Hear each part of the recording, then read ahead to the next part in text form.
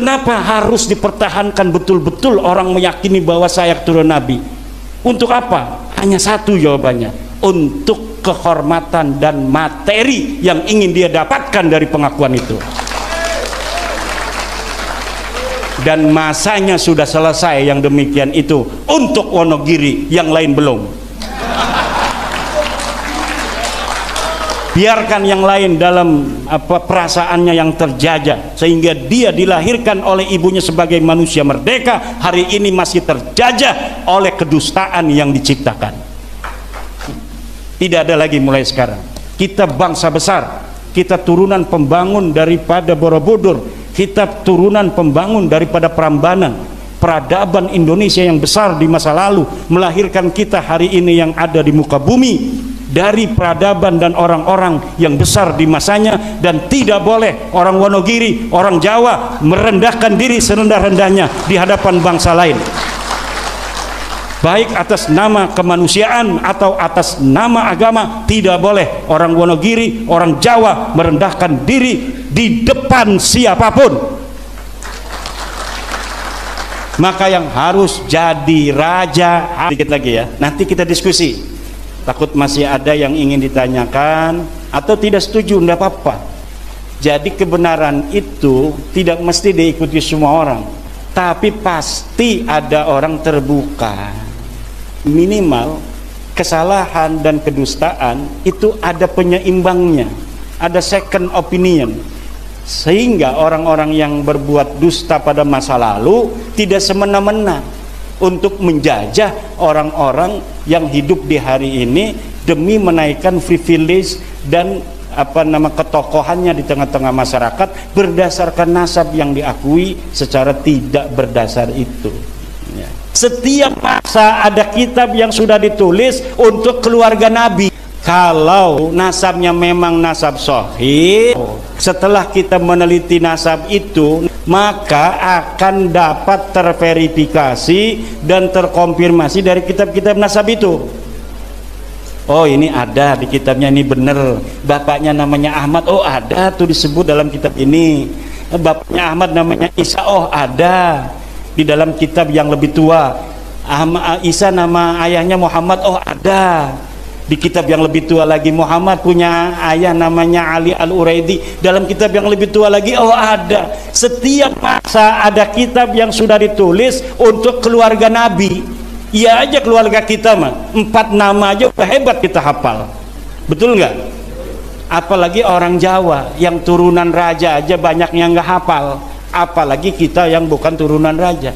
Tapi kalau orang Arab, jangankan keluarga Rasulullah, orang Arab biasa dia hafal sampai ke Adnan, dia hafal sampai ke Yakton, dia hafal sampai ke Himyar, silsilahnya binanu sampai 100. Tapi kalau kita orang Jawa itu banyaknya hanya keluarga raja yang mau jadi raja yang nulis itu. Kenapa dia penting nulis? Warisan. Betul apa tidak? Takut ada yang minta warisannya, maka ditulis silsilah raja itu. Nah kalau kita mau warisin utang apa? Nggak ada perlu. Karena apa? Agama Islam sesuai dengan adat budaya orang Jawa.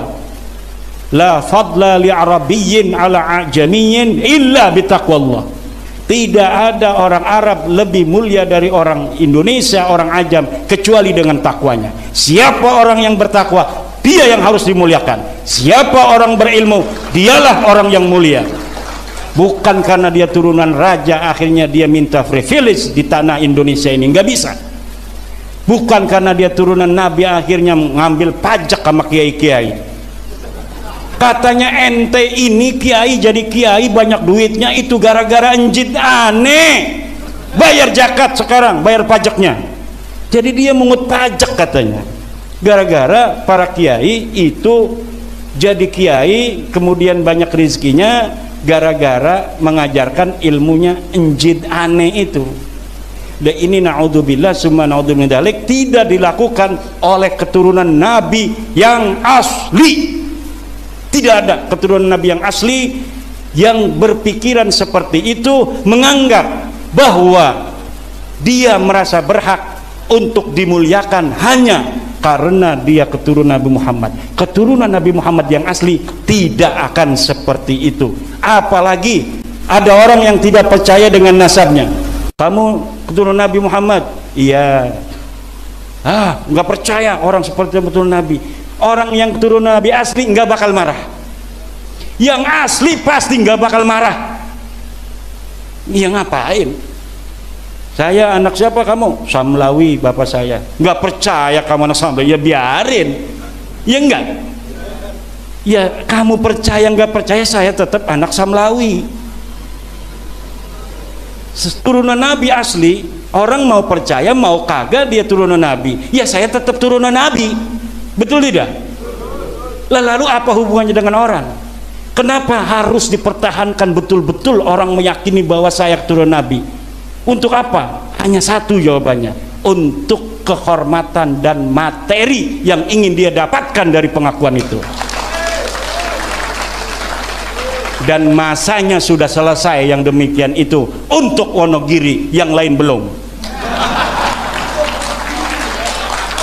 Biarkan yang lain dalam perasaannya yang terjajah, sehingga dia dilahirkan oleh ibunya sebagai manusia merdeka, hari ini masih terjajah oleh kedustaan yang diciptakan.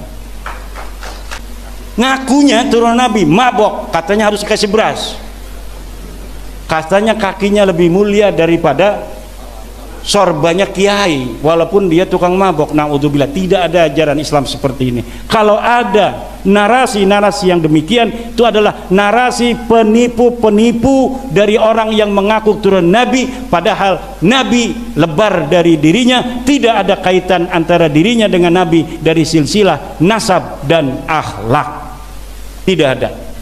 Yakin, serakin yakinnya 100% orang semacam itu yang mudah mabok, mudah menghina orang, mudah mengintimidasi, tidak suka direndahkan, kalau direndahkan sedikit aja marah, maunya dimuliakan. Itu bukan ciri genetik Rasulullah Muhammad SAW. Genetik Rasulullah itu genetik tawadu, bijaksana, sopan, jujur, ada yang menghina dia senyum, itu genetiknya Rasulullah. Dan genetik Rasulullah itu miripnya bukan dengan mereka, tapi miripnya orang Wonogiri. Kalau dia dagang bakso, ada yang utang senyum, bayarnya besok. Besoknya ini mangkok ditempahin sama dia. Ini akhlak orang Jawa, itu asbahul akhlaqi bin Nabi sallallahu alaihi wasallam.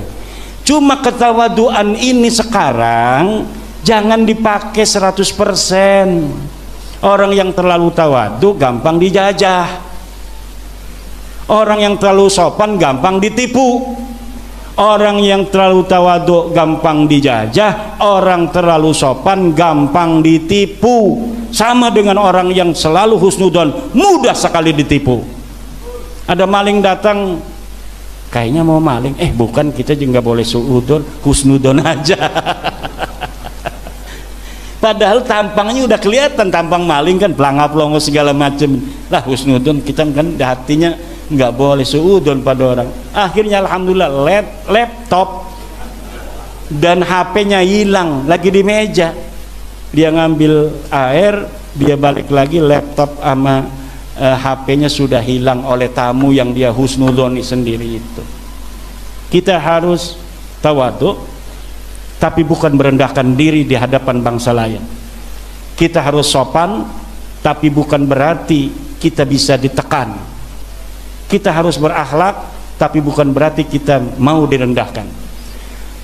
Kalau mereka ngomong anak perempuan mereka tidak boleh nikah dengan orang Wonogiri yang haplogrupnya O. Haplogrup O itu haplogrup orang Jawa, orang Cina, orang Jepang, turunan dari Prabu Brawijaya, itu haplogrupnya O. Turunan Prabu Siliwangi, haplogrupnya O.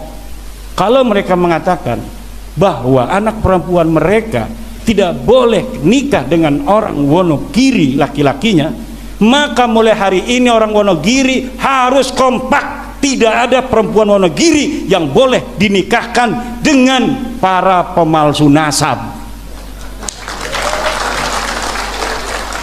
Kalau tidak nanti anak cucunya ya jadi tukang dusta itu. Mau anak cucunya jadi tukang dusta begitu? Harus kita ini berdiri tegak di hadapan bangsa yang congkak. Orang Yahudi dalam ajaran Talmud, ajaran Talmud ini ajaran daripada penyimpangan dari ajaran Nabi Musa. Nabi Musa itu kitabnya Taurat. Setelah Nabi Musa wafat, ada orang-orang yang menyimpangkan ajaran Nabi Musa. Ajarannya disebut apa ditulis dalam kitab namanya Talmud. Di dalam Talmud ini diajarkan orang Yahudi adalah khairus syu'ab, sebaik-baiknya bangsa di atas dunia. Selain orang Yahudi adalah binatang. Tidak boleh perempuan Yahudi menikah dengan selain orang Yahudi. Selain orang Yahudi boleh dibunuh. Selain orang Yahudi boleh ditipu. Selain orang Yahudi tidak ada punya hak untuk hidup di muka bumi. Dibunuh aja boleh karena tidak mempunyai hak hidup di muka bumi. Dan selain orang Yahudi, menurut ajaran kitab Talmud, bukan keturunan Nabi Adam alaihissalam. Ajaran-ajaran penyimpangan dari ajaran Musa itu sekarang dikembangkan oleh orang yang merasa keluarganya, nasab keluarganya lebih tinggi dari nasab keluarga orang lain. Kalau ada orang Wonogiri, orang Indonesia yang masih menghormati keluarga-keluarga yang mempunyai pandangan merendahkan kita yang menghormatinya semacam itu bodoh banget itu orang Wonogiri. Udah direndahkan. Dia kalau melihat orang Wonogiri, nggak level. Kitanya mah hormat, nyium tangannya, tapi dalam hatinya nggak level. Dia bawa anak perempuan, kita ngeliatin anak perempuannya, lo turunan apa lo ngeliat-liat anak gua, padahal kitanya menghormati. Tidak ada lagi mulai sekarang. Kita bangsa besar, kita turunan pembangun daripada Borobudur, kita turunan pembangun daripada Prambanan. Peradaban Indonesia yang besar di masa lalu melahirkan kita hari ini yang ada di muka bumi dari peradaban dan orang-orang yang besar di masanya. Dan tidak boleh orang Wonogiri, orang Jawa merendahkan diri serendah-rendahnya di hadapan bangsa lain, baik atas nama kemanusiaan atau atas nama agama. Tidak boleh orang Wonogiri, orang Jawa merendahkan diri di depan siapapun. Maka yang harus jadi raja harus selalu orang Jawa. Setuju? Saya bukan kampanye. Wallahu wal muwaffiq ila aqwamit thoriq. Wassalamualaikum warahmatullahi wabarakatuh. Kita kembangkan, mungkin ada pertanyaan. Yang tidak setuju juga boleh, tapi jangan marah-marah. Tepuk tangan sekali lagi yang meriah untuk Kiai Mat. Pak operator, disiapkan mic ya, 2 atau berapa untuk para penanya. Alhamdulillah para hadirin wal hadirat semuanya, bisa kita ambil sebuah kesimpulan bahwa satu, berdasarkan kajian ilmiah baik dari kitab-kitab nasab abad 4 sampai abad 9 awal, baik itu kata kitab Tahdhibul Ansab, Al-Majdi, Al-Fakhri, Syajaratul Mubarakah dan lain sebagainya, di situ memang betul tidak terkonfirmasi, tidak ada nama Ubaidillah sebagai cikal bakal keturunan para habaib yang ada di Indonesia. Sebab Ubaidillah punya anak yang bernama Alwi, dan Alwi ini yang kemudian dinisbatkan menjadi Alawiyin. Bani Alwi zuriyah daripada Ubaidillah yang memang namanya tidak terpotret, tidak ada di kitab-kitab nasab selama hampir 550 tahun. Kekosongan riwayat selama 550 tahun inilah yang menjadikan Kiai Imat yakin seyakin-yakinnya, juga berdasarkan fakta dan dalil yang ada, bahwa Ubaidillah bin Isa ini tidak ada namanya di dalam kitab-kitab nasab yang dijadikan sebagai sumber primer untuk menetapkan nasab Bani Alawiyin atau para habaib yang ada di Indonesia. Mungkin itu kesimpulan dari apa yang kita kaji pada pagi hari ini. Dan untuk berikutnya kita masuk pada sesi tanya jawab, baik yang setuju dengan kajian Kiai Imad ataupun yang tidak setuju. Justru saya pengen melihat yang bisa membantah dan mencari celah titik lemah daripada kajian Kiai Imad ini. Assalamualaikum warahmatullahi wabarakatuh. Matur sembah nuwun atas waktunya yang termulia dan yang kami muliakan sedaya para masyayikh, para kiai wonogiri. Pertanyaannya, apakah semua kabib-kabib yang ada di Indonesia ini semuanya itu masuk Ba'alawi atau ada kotak-kotak Pak Yai? Nah, artinya semuanya mungkotek, napa masih ada pemilahan Pak Yai? Monggo mangke dipun jelasaken nggih. Itu yang pertama. Yang kedua, untuk Wali Songo, ini saya kayaknya belum dipaparkan.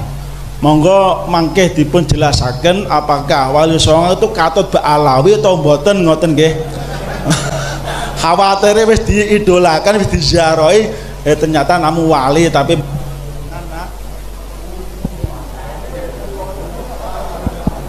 tes nggih. Ngoten nggih. Nanti untuk Wali Songo mati maneh. Iki tandane dereng madang niki panitia. Oh. Langsung durasi. Artinya untuk Wali Songo apakah termasuk golongan Ba'alawi atau tidak? Dan nanti kalau ada referensinya tentang Wali Songo itu min dzurriyyatir Rasul, monggo nanti bisa di-share tesis beliau yang sementara materi tersebut yang terkirim yang di-share itu namun Ba'alawi, yang dari Wali Songo belum ada. Kersane kita sedaya bisa mempelajari. Makasih matur suwun. Assalamualaikum warahmatullahi wabarakatuh. Waalaikumsalam. Monggo dilanjutkan Mas Akhyar dari Jatisrono. Panitia tolong panitia satset. Bapak peserta rung do mangan. Assalamualaikum warahmatullahi wabarakatuh. Waalaikumsalam.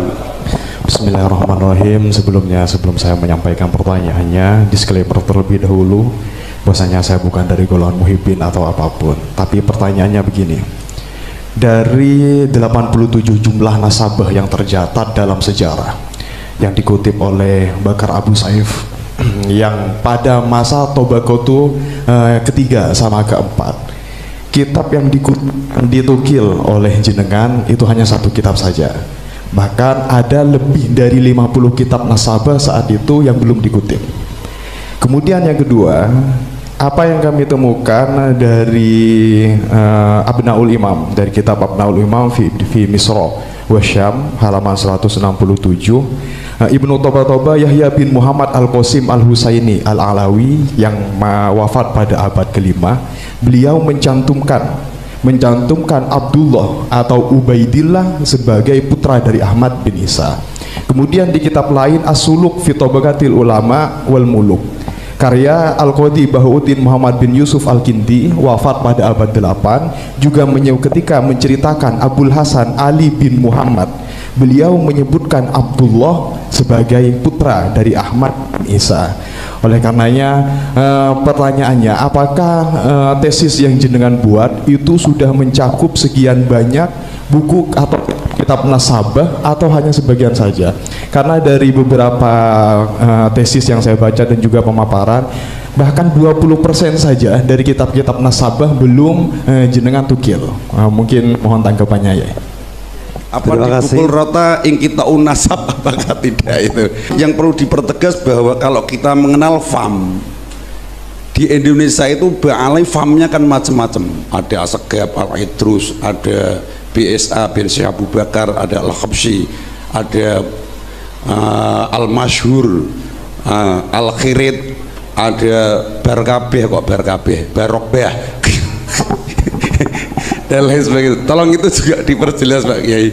Terima kasih, moga waktu sepenuhnya dumateng Kiai Imad untuk memberikan pencerahan, dan semoga yang bertanya penanya bisa terpuaskan. Semoga. Baik, terima kasih Kiai Zainal, penanya dari LBM PCNU. Karena saya kemarin baru rapat LBM PBNU di Semarang, di Bendungan, Hotel Bendungan ya, Bandungan ya, itu yang di gunung. Mengenai Ba'alawi, Habib-Habib yang di Indonesia, apakah semuanya inqita, terputus kepada Nabi Muhammad SAW? Semua yang merasa dirinya Habib itu bermarga Ba'alawi, itu semuanya nasabnya ke Alwi bin Ubaidillah, semuanya putus. Karena memang Ahmad bin Isa tidak punya nama anak namanya Ubaidillah. Anak siapa? Wallahu alam. Ya orang-orangnya aja tidak terdeteksi, apalagi nama bapaknya. Orangnya aja tidak terdeteksi. Lalu marga apa-apa saja itu yang masuk Ba'alawi. Nah, mereka punya kekhasan, keluarga mereka dipanggilnya Habib. Jadi kalau yang dipanggil Habib itu Ba'alawi, bukan turunan Nabi. Kalau turun Nabi itu memiliki tanda panggilan tersendiri, Syarif dan Sayyid. Kalau mereka keturunan Nabi yang melewati seorang raja atau gubernur, itu biasanya menggunakan Syarif. Tapi kalau keturunan ke atasnya tidak melewati raja, para ulama-ulama saja, itu biasanya hanya menggunakan Sayyid. Maka syarif-syarif Mekah sebelum dikuasai oleh Wahabi itu gelarnya Syarif Makkah, karena dia selain sebagai seorang penguasa Mekah juga keturunan daripada Rasulullah Muhammad sallallahu alaihi wasallam. Lalu apa saja itu marga-marganya? Banyak, saya searching ini ada 114 marga. Yang ada di Indonesia mungkin hanya setengahnya. Ada Asiri, Al-Junaid, Al-Baharun, Al-Gadri, Al-Bin Sahil, Jamalulail, Bahasan, Basaiban. Basaiban ini ada Basaiban yang Al-Idrisi, yang bukan Ba'alawi ya, kayak Zulfikar yang punya anak PV itu Basaiban Al-Idrisi. Ada Basaiban Ba'alawi, ada Al-Habsi, Al-Syatiri, Al-Jufri, Al-Kaf, Al-Bait, Al-Bilfaqih, Al-Jabhan, Al-Dualani, Al-Ghaizah, Al-Ba'ali, Al-Hamil, Al-Kenaiman, Al-Bar. Tuh, Ahmad Al-Bar tuh yang bisa nyanyi rock itu Ba'alawi itu. Asy-Syarwi, Al-Hayyid, Al-Khamur, Al-Bahdak, Asy-Syarim, Al-Ba'mar, Al-Hakam, Al-Bahri, Al-Ghosasi, Al-Rakhelah, Al-Bakriyah, Al-Babduna, banyak sekali. Tinggal dicari yang Ba'alawi. Pokoknya setiap Ba'alawi itu dia bernisbat pada Alwi bin Ubaidillah, yang mengaku sebagai keturunan Ahmad bin Isa. Ahmad bin Isanya ini telah terkonfirmasi kitab-kitab sejarah dan kitab nasab, dia seorang turunan Nabi. Wafatnya 345. Maka Ubaidillah ini keturunannya di abad 9 mengaku bahwa Ubaidnya ini keturunan dari Ahmad bin Isa. Pada zaman Ahmad bin Isa belum ngaku. Jadi ngakunya itu setelah 550 tahun wafatnya Ahmad bin Isa. Kalau ngakunya di abad itu nggak mungkin diterima kan, karena anak Ahmad bin Isanya marah. Tapi dengan berjalannya waktu semakin menyebar itu keturunan Ahmad bin Isa, kesempatan orang untuk mengaku keturunan siapa saja itu kan terbuka. Masalahnya terbukti tidak secara data sejarah dan data nasab, itu saja. Kemudian mengenai pertanyaan selanjutnya, Wali Songo nasabnya ke Ba'alawi bukan? orang-orang Ba'lawi Habib mencatat dalam kitab mereka seluruh Wali Songo keturunan Ba'lawi. Itu pada tahun berapa? Baru pada tahun 1984. Kitab cetakan Samsud Dohiro yang ditambahi. Dulunya tidak masuk. 1984 cetakan baru kitab Nasab Ba'lawi mencantumkan terutama Kesultanan Banten yang dicantumkan sampai hari ini ada di dalam kitab Samsud Dohiro itu. Kita ini mantan Ba'lawi. Tahun 2012 saya itu menjadi pencatat nasab bersama teman-teman dari keluarga Kesultanan Banten, itu masih ke Ba'lawi karena belum ditemukan keraguan waktu itu. Nah, keraguannya timbul ketika kitab nasab mereka itu mencatat Samsud Dohiro itu keluarga Kesultanan Banten, kemudian keluarga lain seluruh Wali Songo, hanya dicatat beberapa generasi bahwa ini ke apa Ba'lawi gitu, tapi tidak dicatat sampai bawah. Kalau Kesultanan Banten dicatat sampai bawah sampai tahun 1808, jadi sampai sultan terakhir Sultan Safiuddin. Nah, kalau Sunan Giri hanya Sunan Girinya saja gitu, Sunan yang lainnya saja. Tapi kalau Sultanan Banten dicatat sampai tahun 1808, keturunan Sultan Safiuddin sampai Sultan hari ini, cuma Sultan budaya itu masih ada di dalam kitab Samsud Dohiro. Nah, setelah diteliti, betulkah ini Ba'lawi merupakan leluhur Wali Songo? Ternyata kitab-kitab manuskrip yang sekarang mulai orang itu paham setelah ada bab nasab ini pada penasaran, mencari-cari kitab-kitab di rumah-rumah mereka yang tua-tua. Kemudian Kesultanan Cirebon dia punya manuskrip yang gak boleh dibuka-buka, katanya pemali kalau dibuka. Akhirnya sekarang mau buka. Nanti setelah dari sini saya ke Kesultanan Cirebon, diminta oleh Pangeran Qodiron Patih dari Kanoman untuk bersama-sama membicarakan nasab Wali Songo. Karena di Kesultanan Cirebon pun lihat itu di makam Sunan Gunung Jati masih Ba'lawi. Nggak heran kalau nasab-nasab kiai lain di Nusantara ini masih Ba'lawi, karena Kesultanan Cirebon sendiri belum serta-merta begitu saja menerima, walaupun saudara-saudara saya dan selalu SMS-an tiap hari. Tapi untuk merubah itu kan kita perlu hati-hati. Lalu mulai kapan? Masa iya 1984 saja ketika nasab Wali Songo itu ditulis dalam Samsud Dohiro? Bukan, sebelumnya sudah ada tahun 1960 sebuah manuskrip palsu ditulis. Jadi ada namanya manuskrip Negara Kertabumi, katanya karya Pangeran Wangsakerta, salah satu putra Raja Cirebon tahun 1670. Nah, tahun 1670 di dalam manuskripnya itu ditulis silsilah Sunan Gunung Jati sampai ke Ubedillah. Setelah ini manuskrip dibawa ke ahli filolog dari Universitas Indonesia, ternyata kitab ini kertasnya tua, setelah pakai ludah seret tuanya hilang. Kertasnya ternyata kertas Manila. Kertas Manila itu ya kertas zaman sekarang itu, kayak karton itu.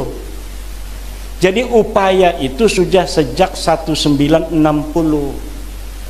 Lalu yang tertua lagi di mana? Yang tertua lagi dalam tulisan Habib Salim bin Jindan.